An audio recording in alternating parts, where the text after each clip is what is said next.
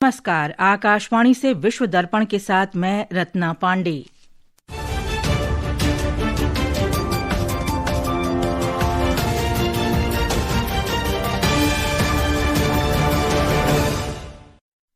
मुख्य समाचार। भारत, ब्रिटेन और उत्तरी आयरलैंड ने नई दिल्ली में सामाजिक सुरक्षा समझौते पर हस्ताक्षर किए। ईरान के एक वरिष्ठ अधिकारी ने ओमान में अमेरिका के साथ संतुलित और न्याय संगत समझौते के उद्देश्य से बातचीत की। बांग्लादेश में चुनाव से पहले पत्रकारों पर हुए हमलों को लेकर संयुक्त राष्ट्र ने चिंता जताई।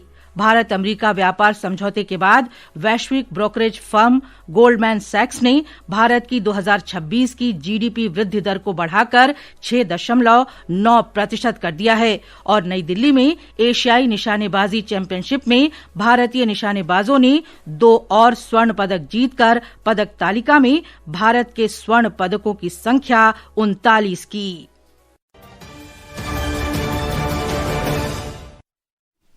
और अब समाचार विस्तार से। भारत ने आज नई दिल्ली में ब्रिटेन और उत्तरी आयरलैंड के साथ सामाजिक सुरक्षा अंशदान से संबंधित एक सामाजिक सुरक्षा समझौते पर हस्ताक्षर किए। विदेश मंत्रालय ने एक बयान में कहा कि इस समझौते पर विदेश सचिव विक्रम मिस्री और भारत में ब्रिटिश उच्चायुक्त लिंडी कैमरून ने हस्ताक्षर किए। मंत्रालय ने कहा है कि इसका उद्देश्य दोनों देशों के उन कर्मचारियों के लिए दोहरे सामाजिक सुरक्षा अंशदान से बचना है जो एक दूसरे के क्षेत्रों में 36 महीने तक की अस्थायी नियुक्ति पर हैं। मंत्रालय ने कहा कि यह समझौता अल्पकालिक विदेशी नियुक्तियों पर कर्मचारियों की गतिशीलता और निरंतर सामाजिक सुरक्षा कवरेज को सुनिश्चित करेगा। मंत्रालय ने बताया कि समझौता ब्रिटेन के साथ भारत के व्यापार समझौते का हिस्सा है और व्यापक आर्थिक व्यापार समझौते के साथ ही प्रभावी होगा। श्री मिस्री ने ब्रिक्स शेरपा सम्मेलन में भाग लेने के लिए भारत आए चीन के कार्यकारी उप विदेश मंत्री मा झाओक्सू के साथ भारत चीन रणनीतिक वार्ता भी की। दोनों पक्षों ने द्विपक्षीय संबंधों में सकारात्मक प्रगति की समीक्षा की और लोगों के बीच आदान प्रदान बढ़ाकर संबंधों को प्रगाढ़ करने के तरीकों पर चर्चा की। उन्होंने वैश्विक और क्षेत्रीय स्थिति तथा बहुपक्षीय मुद्दों पर भी अपने विचार साझा किए। ईरान के परमाणु कार्यक्रम को लेकर अमेरिका के साथ चल रही वार्ता के लिए ईरान के एक वरिष्ठ सुरक्षा अधिकारी आज ओमान पहुंचे। ओमान इस वार्ता में मध्यस्थ की भूमिका निभा रहा है। इस वार्ता का उद्देश्य अमेरिका के संभावित सैन्य हमले को टालना है। ईरान की सर्वोच्च राष्ट्रीय सुरक्षा परिषद के सचिव अली लारिजानी ने ओमान की राजधानी मस्कत में अमेरिका के साथ एक संतुलित और न्याय संगत समझौते तक पहुंचने के तरीकों पर चर्चा की। ओमान की सरकारी समाचार एजेंसी ने बताया कि श्री लारिजानी और सुल्तान हैथम बिन तारिक ने मतभेदों को दूर करने, क्षेत्रीय शांति और सुरक्षा को बढ़ावा देने के लिए फिर से संवाद शुरू करने के महत्व पर बल दिया। ईरान के विदेश मंत्रालय के प्रवक्ता इस्माइल बगाई ने कहा कि वार्ता के नतीजे में राजनयिक प्रक्रिया जारी रखने के लिए सहमति बनी है। इस बीच इजराइल के प्रधानमंत्री बेंजामिन नेतन्याहू और अमेरिका के राष्ट्रपति डोनाल्ड ट्रंप के बीच कल मुलाकात होगी। इसमें ईरान पर प्रमुख रूप से चर्चा होने की उम्मीद है। संयुक्त राष्ट्र महासचिव अंतोनियो गुतरश ने बांग्लादेश में संसदीय चुनाव से पहले सेना और पुलिस द्वारा पत्रकारों पर हो रहे हमलों की खबरों पर चिंता व्यक्त की है। संयुक्त राष्ट्र महासचिव के प्रवक्ता स्टीफन डुजारिक ने कहा कि स्पष्ट और महत्वपूर्ण है कि बांग्लादेश में चुनाव बांग्लादेश के संविधान और अंतर्राष्ट्रीय दायित्वों के अनुरूप शांतिपूर्ण और समावेशी वातावरण में हों। बांग्लादेश में 13वीं राष्ट्रीय चुनाव और जनमत संग्रह के लिए प्रचार आज सुबह समाप्त हो गया। मतदान बृहस्पतिवार को होगा। संसदीय चुनाव और जनादेश के लिए मतदान जुलाई के नेशनल चार्टर के तहत होंगे। एक रिपोर्ट।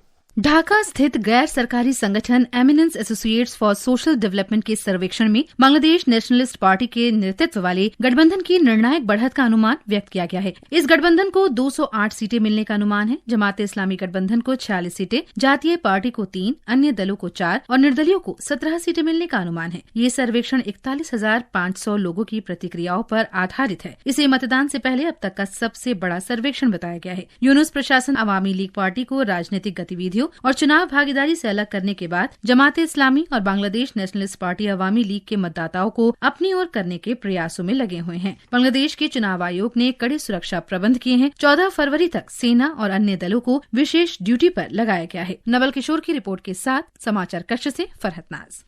बांग्लादेश में कल देर रात मेमन सिंह के त्रिशाल उपजिला में एक व्यापारी की उसकी दुकान में घुसकर धारदार हथियार से हत्या कर दी गई। हमलावर कई लाख टका भी लूट कर ले गए। मृतक की पहचान 62 वर्षीय सुशेन चंद्र सरकार के रूप में हुई है, जो चावल व्यापारी थे। इस घटना ने बांग्लादेश में होने वाले राष्ट्रीय चुनाव से पहले कानून व्यवस्था और अल्पसंख्यकों की सुरक्षा को लेकर चिंताएं बढ़ा दी हैं। राष्ट्रपति डोनाल्ड ट्रंप ने अमेरिका और कनाडा को जोड़ने वाले नए गार्डी हॉवे अंतर्राष्ट्रीय पुल के निर्माण को रोकने की धमकी दी है।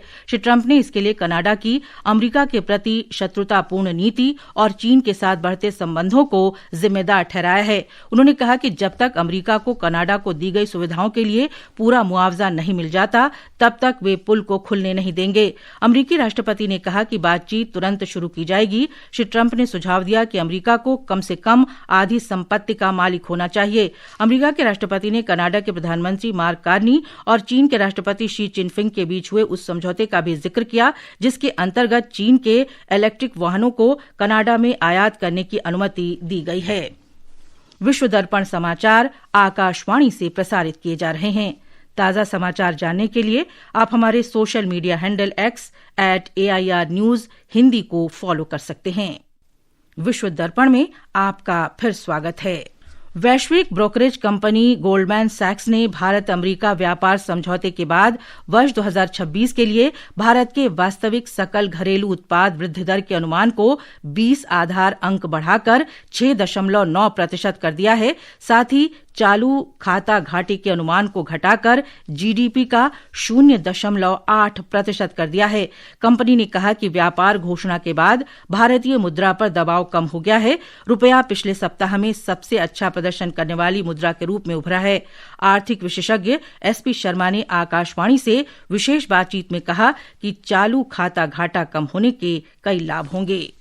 जो गोल्डमैन सैक्स ने 0.8% का कैड का अनुमान दिया है, जो हमें सुदृढ़ करेगी हमारी ट्रेड ट्रैजेक्टरी में, क्योंकि हमने अभी पीछे हाल ही में 2 ट्रेड डील किए हैं। एक तो EU के साथ हुआ 27 जनवरी को, और रिसेंटली जो US के साथ हमारा जो टैरिफ अनाउंसमेंट हुआ 18% का, ये और इसके पहले जो हमने FTA साइन किए, ये सभी हमारी जो एक्सटर्नल रेजिलियंस है उसको और मजबूत करेंगे, जिससे हमारे कैड को सपोर्ट मिलेगी और कैड जो है पहले के अनुमान के मुताबिक कम रहेगा। और कैड के कम होने से जो इन्वेस्टर्स है उनका रुझान इंडिया की तरफ और बढ़ेगा, क्योंकि कैड के कम होने की जो स्थिति है वो हमारे रूपी को भी पॉजिटिवली सपोर्ट करेगी। सऊदी अरब की राजधानी रियाद में आयोजित विश्व रक्षा प्रदर्शनी 2026 में भारत ने अपनी स्वदेशी रक्षा क्षमताओं का प्रदर्शन किया। रक्षा राज्य मंत्री संजय सेठ ने 8 और 9 फरवरी को आयोजित इस कार्यक्रम में एक उच्च स्तरीय भारतीय प्रतिनिधिमंडल का नेतृत्व किया। एक रिपोर्ट।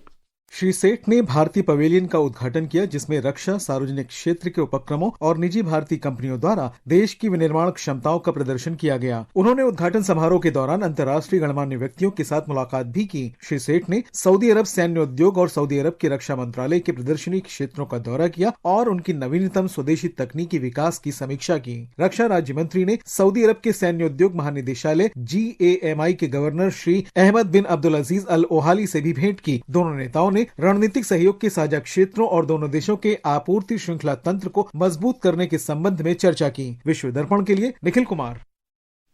एशियाई राइफल और पिस्टल निशानेबाजी प्रतियोगिता के 50 मीटर राइफल 3 पोजीशन स्पर्धा में प्राची गायकवाड़ ने स्वर्ण पदक जीत लिया है।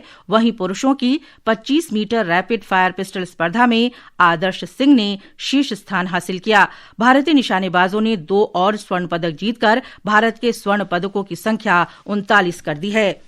कोलंबो में 2020 क्रिकेट विश्व कप में पाकिस्तान ने अमेरिका को 191 रन का लक्ष्य दिया है। ताजा समाचार मिलने तक अमेरिका ने 19वें ओवर में 6 विकेट पर 152 रन बना लिए हैं। अंत में मुख्य समाचार एक बार फिर। भारत, ब्रिटेन और उत्तरी आयरलैंड ने नई दिल्ली में सामाजिक सुरक्षा समझौते पर हस्ताक्षर किए। ईरान के एक वरिष्ठ अधिकारी ने ओमान में अमेरिका के साथ संतुलित और न्याय संगत समझौते के उद्देश्य से बातचीत की। बांग्लादेश में चुनाव से पहले पत्रकारों पर हुए हमलों को लेकर संयुक्त राष्ट्र ने चिंता जताई। भारत अमेरिका व्यापार समझौते के बाद वैश्विक ब्रोकरेज फर्म गोल्डमैन सैक्स ने भारत की 2026 की GDP वृद्धि दर को बढ़ाकर 6.9% प्रतिशत कर दिया है और नई दिल्ली में एशियाई निशानेबाजी चैंपियनशिप में भारतीय निशानेबाजों ने 2 और स्वर्ण पदक जीतकर पदक तालिका में भारत के स्वर्ण पदकों की संख्या 39 की। इसके साथ ही विश्व दर्पण का ये अंक समाप्त हुआ। नमस्कार।